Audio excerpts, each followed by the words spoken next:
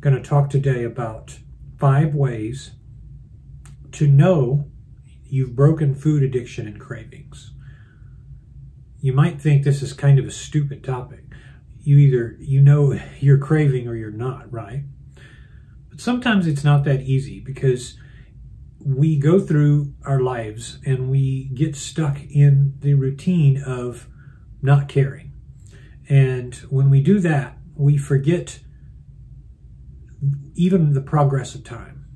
We're so easily distracted as human beings. Number one, time goes by fast without food thoughts.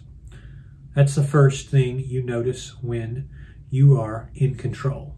A lot of time goes by and you're just not thinking about food very much. Of course, it takes a while to notice that, but after a few days, you really start to notice. Number two, you have no actual food preferences. So you're driving along in your car and you notice it's time to eat. Maybe you're 20% hungry. You say to yourself, I could eat. What? No preference. You could stop and eat. You could go home and eat. Compare that with being out and about and saying, I have to have Chinese food today. I have to have Fifth Avenue candy bars today. You see the difference?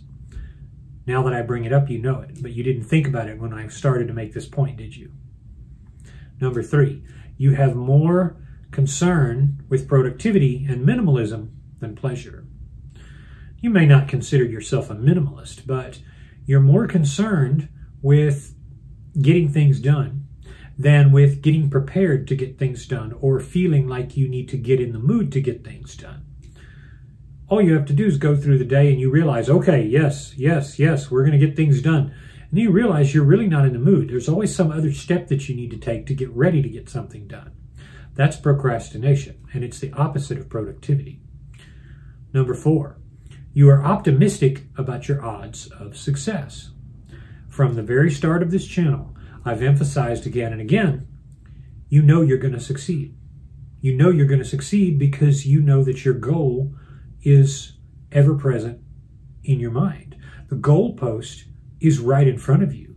You're not flying blind saying that you hope you're going to make it. You just know you're going to make it because you know that you don't have competing commitments that are drowning out your success. As I've said for so long now, the big challenge is just competing commitments and getting rid of them.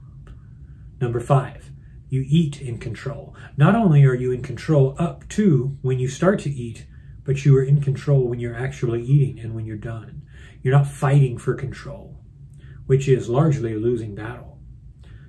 So those are the 5 signs to know that you've broken your food addiction and your cravings.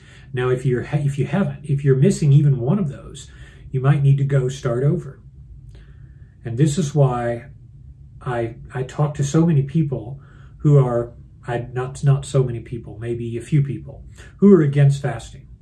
And they invariably get in this routine where they're constantly looking for the right hack, for the right trick, for the right ace in the hole to beat cravings.